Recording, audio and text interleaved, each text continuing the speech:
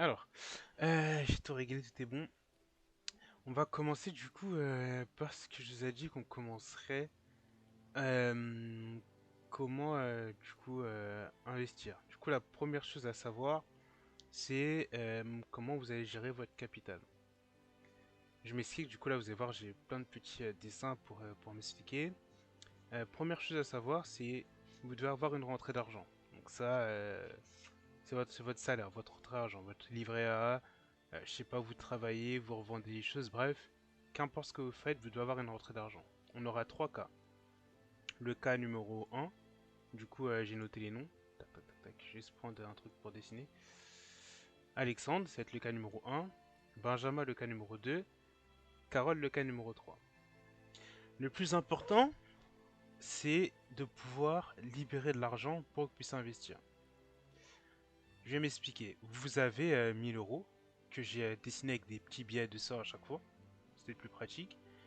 Et du coup, votre but dans ces 1000 euros là, c'est qu'à la fin du mois, vous puissiez libérer un certain salaire que vous pourrez investir. Et du coup, j'ai catégorisé, on va dire, j'ai découpé ça en trois parties. La première partie, ça va être les gens les plus défensifs. Du coup, ils vont avoir des charges, par exemple la voiture, puis ils vont faire des sorties en amis, puis ils vont acheter des habits, puis ils vont manger dehors, et puis ils vont aller au cinéma, etc., etc. Ça, c'est les premières personnes, les personnes qui sont qui sortent et qu'on va dire qui sont plus ou moins défensifs. Quand vous êtes dans cette catégorie de personnes-là, votre but, ça va être d'essayer de faire une moyenne par mois de ce que vous pouvez à peu près dépenser. Si je prends l'exemple de 1000 euros, on va faire simple, on va peut-être mettre un billet sur la voiture et l'essence. On va mettre un billet ou deux ou trois billets normalement sur, sur vos vêtements, sur ce que vous achetez, par exemple, je sais pas, tous les mois, je sais pas, vous achetez une paire ou un survêtement ou n'importe quoi. Du coup, ça vous fait trois billets. Vous sortez entre amis, je sais pas, par mois, ça vous coûte peut-être un billet. Vous faites, vous mangez dehors et tout, cinéma, en tout cas les deux vont ensemble. Avec ça, ces restaurants, ça vous fait trois billets. Donc normalement, si vous êtes ultra dépensif, vous arrivez peut-être, j'aurais acheté un billet quand même pour vraiment sécuriser une voiture. Si vous êtes ultra dépensé, vous arrivez à ce niveau-là de dépenses sur 1000 euros. Sur 1000 euros, vous êtes à peu près à 700 euros de dépenses. Et du coup, votre but, c'est vous pourrez libérer par mois 300 euros, normalement. Et du coup, le but de faire cette moyenne-là, c'est de savoir combien vous, quand vous êtes dans cette catégorie de personnes numéro un qui sortez beaucoup ou qui dépensez beaucoup, combien par mois vous pourrez pouvoir sortir de votre compte pour X ou Y raison. Voilà. Donc par exemple, là j'ai pris le cas numéro un. Le cas numéro 2, c'est la même chose, c'est-à-dire que vous allez avoir, je vais cloner, vous allez avoir la voiture, vous allez avoir les amis, vous allez avoir ça, puis cinéma, puis tout, etc. La même chose qu'ici. Sauf que le cas numéro 2, il est beaucoup moins dépensif. Du coup, il a peut-être pas de voiture, ça veut dire, donc on enlève ça. Il sort, du coup, il reste tout ça. Du coup, il sort en ami, il a peut-être pas un restaurant, donc on peut enlever le restaurant. Hop, je vais cloner cinéma, je vais essayer ça là. Et du coup, bah, la personne numéro 2 arrive à, bah, elle sort entre amis, hop, elle achète des habits, elle mange au cinéma et tout, et elle arrive à 300 ou 400 euros de dépenses. Donc comparé à la personne 2, qui elle pouvait épargner 300, elle a pu épargner, donc ce qu'elle peut garder par mois, c'est égal à 600 euros. Et on va avoir les personnes 3, qui par exemple sont vraiment des rats, donc hop, ça rentre amis, achète des habits et a des fast-food. On va dire que cette personne-là, pour ces deux allocations-là, donc ce qu'elle va lui à son temps ami plus sortir, elle va utiliser 100 euros. Et pour manger d'or, elle va utiliser, je sais pas, elle peut-être 30 euros par mois. Et sur 1000 euros, cette personne-là, elle va être à presque 800 euros de, euh, de comment dirais-je, de frais qui va lui rester sur son compte. Et le but étant de pouvoir vous catégoriser pour pouvoir savoir quel est le meilleur chemin pour vous. Par exemple, je dirais pas à une personne 1 de mettre 500 euros, comme à une personne 2, par exemple à Benjamin, de mettre 700 euros. Pourquoi? Parce qu'ils vivent pas de la même manière. Vous avez un train de vie qui vous est propre à vous et vous devez savoir dans quelle catégorie vous êtes. Ça va être ultra important pour moi parce que ça va me permettre derrière, quand j'aurai votre catégorie, du coup, là, la catégorie 1, 2 ou 3, après, je vais pouvoir vous placer, lorsque moi j'aurai un plan que j'expliquerai plus tard, dans lequel vous allez avoir plus ou moins de l'agressivité. Je m'explique. La personne 1 ne voit pas il n'a pas la même vision que la personne 2 et que la personne 3. Il y en a, ils veulent faire du chiffre. Je sais pas, par exemple, la personne 1, elle veut avoir un revenu complémentaire. On va dire ça comme ça. Du coup, par exemple, sur 300 euros qu'elle met, si elle veut un revenu complémentaire, il faudrait qu'elle puisse avoir 100 euros. Du coup, il faudrait que tous les mois, il y ait 30% qui tombent. Ce qui est, je vais pas vous mentir, extrêmement compliqué. Tous les mois, sortir 30%, euh, c'est vraiment quelque chose de ultra rare. Le but, quand vous allez pouvoir épargner de l'argent ou placer votre argent, ça va être d'avoir du rendement sur la durée. Explication. Le but étant de pas, par exemple, faire des gros multiples, par exemple, faire x2 en 2 jours, mais plutôt lisser ça sur le temps. C'est-à-dire que vous allez mettre 300 euros, ça c'est une courbe simple, et ça c'est l'argent que vous allez mettre, et ça c'est le temps qui va s'écouler. Et en gros, le risque que vous allez prendre va être égal au rendement. La personne 1 qui veut, je sais pas, faire x3 de ses 300 euros en 2 mois, donc toucher à 900 euros, en 2 mois va prendre beaucoup plus de risques, donc son argent va monter comme ça, mais aussi peut aussi très bien perdre son argent comme ça. Donc ça, faut savoir que du coup ça marche dans un sens. L'argent rapide, comme on l'appelle l'argent facile, n'existe pas vraiment. Tout ce que vous pouvez gagner en crypto rapidement, vous pouvez le perdre tout aussi vite. Donc le but, en tout cas selon votre catégorie, selon ce que vous pouvez permettre de dépenser, je vais enlever tout ça du coup, ça sert plus trop à grand chose. Le but, je vais faire un truc épuré, c'est de vous diviser en trois catégories, selon ce qu'on a vu. Du coup, si vous êtes dépensière, pas dépensière, ou vraiment un rat de l'extrême, quoi. Il y a une technique pour ça, et ce sont les catégories. Donc, catégorie 1, ceux qui dépensent beaucoup, votre technique, ça va plutôt être d'être dans 30, 70, je vais m'expliquer. Hop. Les catégories 2 d'être en 50, bah 50. Et la catégorie 3 d'être en 70-30. Il y a une autre catégorie qui est la catégorie 4, mais ça c'est la catégorie des rats comme moi, où bah, vous foutez rien et vous êtes en 90-10. Mais ça va être une catégorie à part pour certaines personnes et que je sais qu'ils ont cette catégorie-là. Ça, je m'en occuperai. Mais du coup, votre but, quand vous êtes dans la catégorie 1, ça va être d'utiliser 70% de ce que vous gagnez pour en conserver 30 à investir. Donc sur 1000 euros, votre but, ça va être sur 1000 euros de faire toutes vos dépenses et à la fin du mois, d'arriver à garder environ 300 euros. Continuellement sur 50-50, bah du coup, bah c'est fait du 50-50 quoi. Là, j'ai pas besoin de vous expliquer. Et la catégorie 3, d'être dans 70-10. C'est-à-dire que n'utilisez que 30% de ce que vous avez gagné, donc n'utilisez que 300 euros. Et qu'à la fin du mois, il vous reste 70 euros. 700 euros. Et du coup, ce qui va faire que vous allez pouvoir avoir une marge d'investissement qui est plus ou moins conséquente. On va arriver dans des plans d'épargne qui sont différents. Quelqu'un qui a 300 euros, il va pas vouloir faire la même somme que quelqu'un qui a 500 euros, quelqu'un qui a 700 euros. Le plus important, c'est d'avoir des targets. C'est-à-dire que si vous êtes, comme j'ai dit, une personne qui dépense, vous allez essayer de, pas à pas, en tout cas petit à petit et pas en one shot, de libérer votre place dans votre portefeuille, de votre capital, on va dire. Vous sortez, vous mangez tous les mois ou vous allez tous les jours dehors.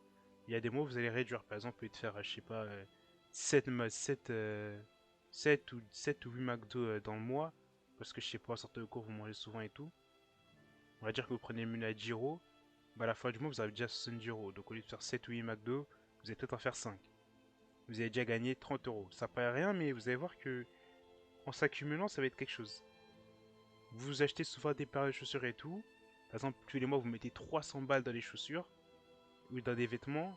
Euh, Divisez-le par 2 ou par 3. Genre, au lieu d'acheter une paire, un survêtement et je sais pas, et des chaussettes ou des habits ou n'importe quoi, bah, vous achetez juste habits, chaussettes et vous laissez la paire de côté.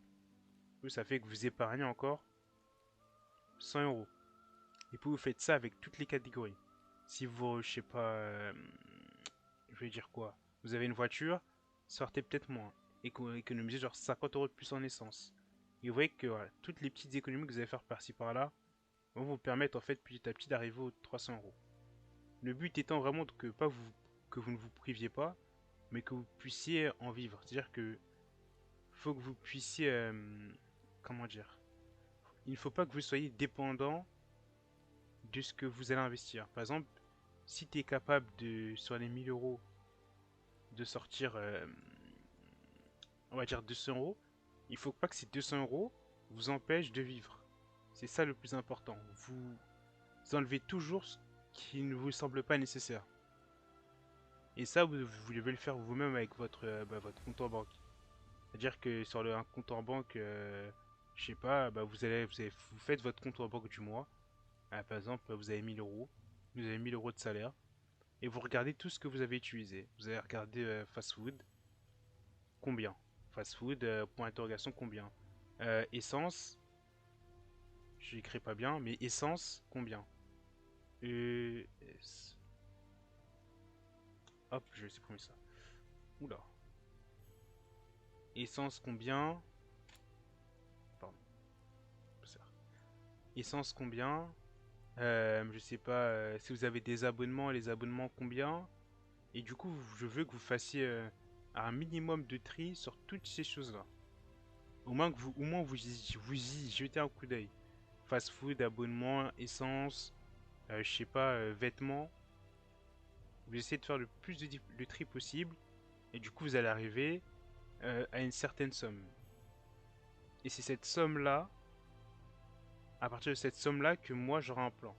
Par exemple, si vous avez 100, 200, 300, 400 ou plus, etc. etc. On monte, voilà quoi, en fonction de ce que vous aurez. Moi j'aurai un plan déterminé pour vous. Après, quand vous aurez fait justement ce tri-là, quand vous aurez fait tout ce tri-là et que vous aurez la somme que vous êtes prêt à alloquer, ça se dit pas, à me donner. Après, derrière, on va faire un call, pour ceux avec qui je l'ai pas déjà fait, ou ça va pas s'enlever cette merde. Mais, bon, ok, ok. Hop, hop. Quand vous aurez cette somme, du coup, que vous êtes prêt à perdre, entre guillemets, moi, du coup, après, on aura un call où je vous dirai, bon, vous avez telle somme d'argent, qu'est-ce que vous voulez? C'est quoi la target finale? Tu veux sortir avec combien? C'est quoi votre sortie? C'est-à-dire que arriver à ce prix-là, arriver à ce prix-là, moi je vous ferai sortir du marché. C'est 1000, c'est 2000, c'est 3000, c'est 10 000. En fonction de votre target et de ce que vous avez, on va pouvoir établir un plan. C'est pour ça que je vous ai dit que investir, ça va dépendre de votre capital et de ce que vous êtes prêt à mettre par mois. Quelqu'un qui a 100 euros et qui veut faire 10 000, ça va être plus dur que quelqu'un qui a 400 euros et qui veut faire 10 000. Parce que pour passer de 400 euros à 10 000 euros, c'est beaucoup plus facile que pour passer de 100 euros à 10 000 euros. Parce que pour passer de 100 000 euros à 10 000 euros, il faut faire, entre guillemets, il faut faire x100. Donc il faut que votre portefeuille en entier, donc ce que vous allez mettre, fasse x100. Pour faire simple, un x100 lambda, c'est comme une crypto qui vaut 1 euro et qui va à 100 euros. Autant vous dire que ça n'arrive pas tous les jours. Mais c'est faisable, mais c'est beaucoup plus risqué. Et c'est là où du coup, moi je vais avoir du coup plusieurs plans avec vous, des plans risqués, des plans plus ou moins safe. Et selon ce que vous allez me donner vous, ben moi je vais pouvoir avoir en tout cas vous dire les targets qui sont plus ou moins possibles. Et du coup là on aura un autre call pour savoir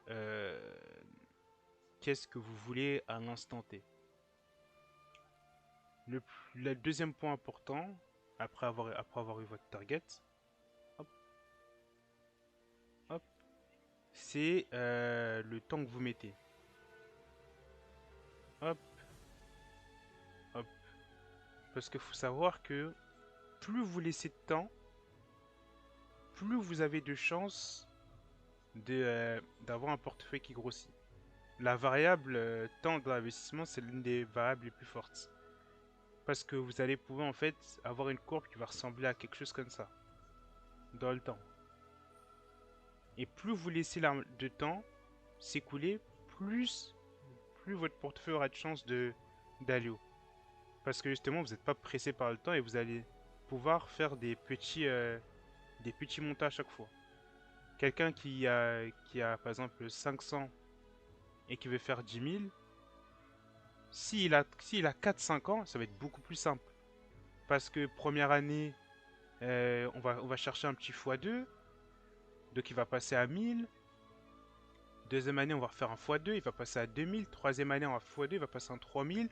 Et sur une année où on a un peu de chance, il peut faire x4, x5, et au lieu de finir à 10 000, il peut même arriver à 15, voire 20 000. Pourquoi? Parce qu'il a laissé le temps, en fait, à son portefeuille de grossir. Il a fait plusieurs multiples, mais dans le temps. À chaque temps, il a fait un multiple. Première année, deuxième année, troisième année, quatrième année, cinquième année. Première année, il a fait x2. Deuxième année, il a perdu, je sais pas, 30%. L'année d'après, il a fait x3. Là, il a perdu 50%. L'année d'après, il a fait x5. Donc, la variable du temps, vous allez pouvoir attribuer à votre portefeuille. Plus elle est longue, mieux elle est. Parce que le temps va pouvoir lisser votre prix d'entrée. Par exemple, sur une crypto, sur un actif, qui va faire que vous allez monter tout doucement. A contrario, quand vous allez avoir un profil où il y a beaucoup moins de temps, où vous pouvez allouer beaucoup moins de temps et vous voulez des performances beaucoup plus rapides, vous exposez du coup pas à cette courbe, mais du coup je prends une autre couleur. Tac, tac, tac. Je prends une autre couleur. Hop, hop, hop. Quand vous allez vouloir aller plus vite pour faire plus de montants, donc là vous allez passer de 1000 à 2000, à 3000 et à 10 000 on va dire. Quand vous avez moins de temps, vous allez prendre des projets qui ont plus de risques, qui sont capables de vous offrir le rendement que vous voulez, parce que on peut clairement faire du 500 à 1000 en moins d'un an, mais ça vous expose aussi à faire tout ça. Et c'est là où où je vais vous implanter le moment du risque en fait. C'est pour ça que je veux que vous ayez plus des profils à long terme qu'à court terme, parce qu'à court terme, vous pouvez très bien faire ça et ça. Et en fait, perdre littéralement tout ce que vous avez gagné. Après cette partie de long terme et de target, il va falloir voir à quel point vous voulez vous diversifier. Je m'explique. Le but n'était pas de mettre tout votre argent dans la même crypto. Parce que vous voulez un certain rendement. Si vous êtes prêt à attendre 5 ans et que vous voulez faire x2, bon, là je vais pas passer par mille chemins, je vais vous mettre tout votre argent dans le Bitcoin et en 5 ans vous ferez x2 ou sinon je m'appelle pas Yves. C'est aussi simple que ça. Par contre, si vous voulez faire x2 en 2-3 mois, mon but va être de diversifier votre portefeuille. Donc combien d'actifs vous allez détenir. Et ça va influer sur le prix. Par exemple, sur 100 euros, vous allez mettre 10 euros sur moi, 10 euros sur, je sais pas, Y, 10 euros sur X et 70 euros sur, je sais pas, sur B. Ok, là vous voyez le truc. Sauf que X peut faire x2 parce qu'il a bien performé pour une raison X ou Y. Y peut faire diviser par 2 et C peut faire diviser par 3 et B peut faire x10. Et mettons. Le fait de vous être diversifié vous a permis de prendre plus de risques, entre guillemets, et d'avoir au final le rendement que vous voulez. Petit cours de maths. Euh, 6 fois 10, ça fait 70%. Vous allez avoir 700 euros. Si lui fait diviser par 3, vous allez perdre 3 euros. Divisé par 2, 5 euros. Fois 10, 20 euros. Donc ça fait 20 moins 5, moins 3, plus 700. Autant vous dire que vous êtes bien rentable. J'aurais plutôt mettre 30%. Voilà. Ça sera peut-être moins 20%, moins 30%. Voilà, les chiffres sont mieux comme ça. Mais du coup, vous voyez que se diversifier, c'est bien. Mais comme je dis, ce qui marche dans un sens peut très bien marcher dans l'autre. Vous pourriez très bien arriver dans l'autre sens, où ben, lui fait x2, lui fait x10, lui fait diviser par 2, et lui vous faites diviser par 90. Donc vous perdez presque tout ce que vous avez investi. Bah, vous arriverez à moins 65. Lui, il a fait diviser par 2, moins 5. Il a fait 10, 100. On va dire que lui, il a fait 2, 20. Vous arrivez, par exemple, à moins. Vous arrivez sur un total de 120 moins 70. Vous arrivez à peine à faire x2. Donc, ce diversifier, ce sera bien. Mais il faut prendre en compte que trop d'actifs peut diluer votre marge, en fait. Donc, il faudra trouver un équilibre entre qu'est-ce que vous voulez avoir comme actif. Donc, si vous voulez 1, 2, 3 ou 10 actifs, et ou que vous voulez, par exemple, moins d'actifs, un actif, mais plus de rendement. Du coup, je vous ferai un autre truc avec une courbe qui sera plus ou moins compréhensif, où vous aurez, ça va être un diagramme, hein. Vous aurez un cercle avec toutes les... Je vais faire un truc propre vu que j'ai des cercles ici. Hop. Voilà. Là, vous aurez votre portefeuille. Normalement, un diagramme, vous savez comment on fait, c'est fait comme ça, hein. Hop, hop, hop, hop, hop. C'est pas très beau, voilà, je vous l'accorde. Hop. Et du coup, vous allez diviser votre part en cryptoactifs. Et du coup, dans votre portefeuille, sur 300 euros, moi, j'insérerai ce qu'on appelle un risk management, un RM, de combien vous avez le droit de perdre et combien vous avez le droit d'investir plus ou moins agressivement pour que vous puissiez garder un équilibre. Vous aurez, par exemple, sur 30% de votre portefeuille, d'être très agressif, par exemple. Sur 50, c'est-à-dire que sur toute cette partie-là, vous serez quelqu'un de rouge, de très très... Vous voulez du rendement, vous voulez faire x10, x20, x30, mais vous êtes prêt à perdre ces 30 euros. Vous aurez une deuxième partie où ça sera beaucoup plus compliqué, pardon, beaucoup plus safe, où vous prendrez beaucoup moins de risques, et du coup on aura, par exemple, cette deuxième partie-là, ce 30% qui est là, hop, on va mettre en vert parce que vous êtes un bon élève, on va dire ça comme ça, et vous avez préféré faire x2, et du coup vous aurez beaucoup moins de chances de perdre. En gros, le fait, comme j'ai dit, que vous répartissez bien votre portefeuille, étant plus ou moins agressif, va faire que sur 300 euros, mon but étant de faire monter votre capital tout doucement. Et du coup, à partir de ce moment-là, on aura des targets de sortie que vous aurez fixés, par exemple, je sais pas, à l'avance, vous voulez sortir à 3000, avec ce genre de profil-là, vous pourrez facilement sortir entre guillemets vos 3000. Mais le but étant pas d'all-in comme un Golemont, quand je vous dis, je sais pas, quand je disais par exemple que Solana c'était pas mal, je vais prendre la chart du Solana, elle est pas très belle. On va se mettre un week-end. Voilà, le but n'était pas quand on était ici. Je sais plus le mode replay. Hop. J'en avais parlé sur l'année en mars, il me semble, quelque chose comme ça. Mars, fin mars, quand j'ai dit que moi j'étais sorti du marché. Quand cela est à 20 euros, le but n'est pas que ici, Tolin comme un taré les 300 balles.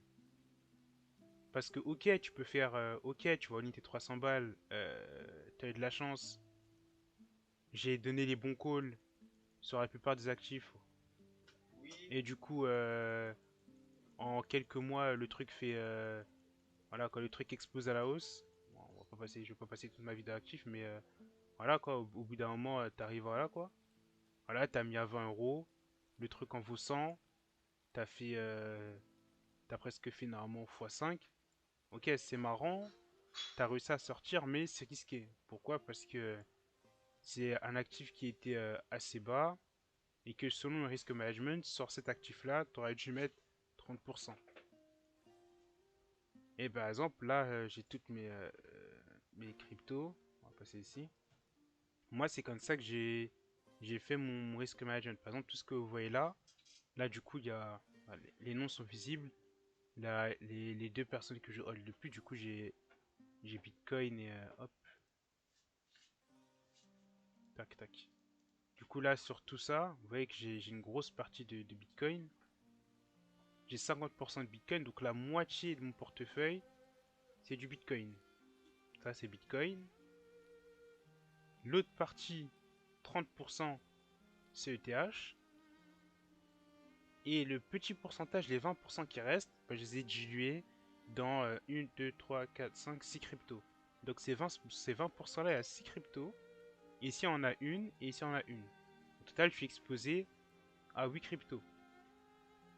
Et comme je gère mon risque, comme ces 8 cryptos là peuvent être assez moches et volatiles, par exemple, là on a le graphique parfait. Hein. Ape, j'ai fait du DSA, j'ai acheté là, il s'est cassé la bouche, j'ai racheté là, il s'est cassé la bouche, j'ai racheté là, il s'est cassé la bouche, j'ai acheté là, il s'est cassé la bouche. Au final, mon prix moyen, il va être là et je serai une perte de presque 90%. Voilà, donc c'est pour ça que c'est ultra important de se diversifier. Mais je me suis fait une perte de 90%, mais vous voyez que ça vaut 2-3% dans mon portefeuille. Donc c'est pas très grave. Parce que justement, j'ai fait cet effort-là d'avoir un risque plus ou moins cohérent face au marché. Pareil avec Atom qui s'est cassé la bouche. Enfin, du coup là qui a bien monté. Mais j'avais acheté là, vous voyez les traits, j'avais acheté là, j'avais acheté là, j'avais acheté là, j'avais acheté là, j'avais acheté là. Il finit par se casser la bouche. C'est pas grave. Pareil, utilise. Là, il n'y a plus de grave, mais j'avais acheté à la Coupe du Monde en décembre. Du coup, j'étais quelque part ici, j'avais acheté ici, j'avais acheté ici. Du coup, j'ai acheté presque toute la baisse et ça se cache la bouche. Mais du coup, comme je gère bien, où je les ai montré mon risque, je perds pas trop. Et quand je gagne, bah du coup, par exemple Solana, j'ai encore les dessins, il me semble ici, un peu ici, un peu ici. J'ai vendu aux alentours de 40 euros. J'ai fait mon x3. Mon x3 rentabilise toutes les fois où j'ai perdu. Ouais, c'est pareil. J'ai acheté à 12, 11. J'ai vendu à 24, j'ai fait x2. Mes pertes sont rentabilisées par mes loses. Mais ça, ce n'est possible que parce que j'ai un risque qui est face au marché qui est bien. Quand je pourrais perdre sur les 6 qui sont là, étant donné que Bitcoin, j'ai fait deux fois, qu'elle n'a pas les dessins, c'est mes dessins pour trade. J'ai fait une fois là, x2, une fois là, une fois là, je suis en x2. Et comme c'est 70% de mon capital, je suis largement rentable. Et parce que ça, c'est mon plan à moi sur la durée pour être rentable. Parce que je cherche à ce que mon capital fasse ça.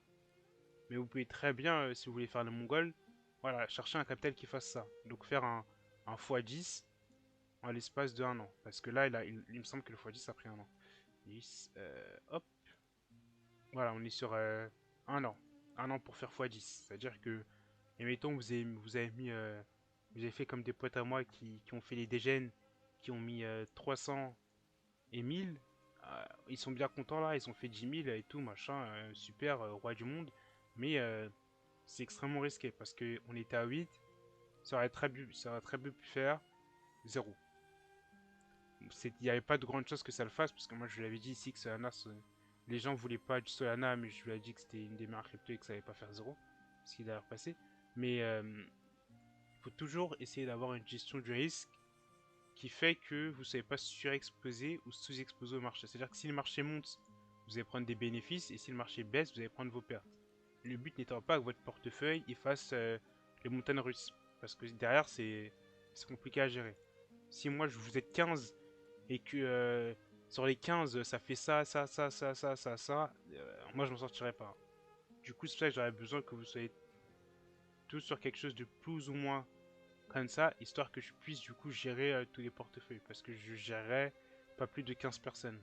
Parce que au-dessus de 15, ça devient très très compliqué pour moi de pouvoir tout surveiller. J'ai des yeux, mais j'ai pas des yeux partout. Donc je ferai que 15 personnes. De toute façon, vous êtes 15, donc je vous ferai tous. Et puis après, on verra si je rajoute des gens ou pas, selon ce que je peux rajouter ou pas. Et dernière chose que je voulais dire, je sais pas comment je mette en place le fait de gérer vos portefeuilles. Alors, je sais pas si vous avez des idées, mais en gros, il y aura, je pense, une solution, c'est que vous me donnez directement l'argent. Ou vous me dites, moi, je vais mettre 100 euros. Si vous n'avez pas à l'instant T, moi, vous inquiétez pas, j'aurai les 100 euros, du coup, je les mettrai pour vous. Et puis, de toute façon, on sait, on se connaît. On trouvera un moyen de se voir quelque chose. Je vais chercher quelque chose, PayPal ou en physique ou quelque chose pour que je puisse gérer vos sous. Et du coup, ben, moi, je vous ferai une vidéo, je pense, tous les mois ou tous les 2 semaines, je verrai bien, où je vous dis qu'est-ce que je vais faire. Parce que le problème, c'est que quand je fais quelque chose, c'est très compliqué pour vous de suivre. Étant donné que vous ne connaissez pas la crypto, comme moi, je fais des trucs avec ces portefeuilles-là, ce qu'on appelle les MetaMask. Je sais pas s'il va s'ouvrir, moi, sauf panique sa mère. Mais quand je fais des trucs, d'ailleurs, il est bloqué. Quand je fais des trucs comme ça, où j'ai mon MetaMask qui est ouvert, il y a des trucs qui sont vraiment compliqués que je pourrais pas vous expliquer tout de suite et de toute façon qui servent pas à grand chose quand vous y connaissez pas en crypto. Mais du coup, je pourrais les faire parce que je mettrais sur des wallets votre argent. C'est-à-dire que j'aurai plusieurs wallets comme ça. Je ferai ce qu'on appelle des multisigs, vous inquiétez pas, ça je le ferai. Où j'aurai vos prénoms et tout. Et je peux vous montrer de toute façon. Je crois. Je peux vous montrer tout ça si ça veut bien se faire. Tac tac tac tac tac tac. Oh putain, je sens plus de code. Quoi? Oula. Problème moi. Ok. Qu'est-ce que c'est ça? 109. Bref, c'est pas ici. Où je vais trouver... Qu'est-ce que je voulais... Ah, il y a 26 centimes, j'ai fait des bêtises moi.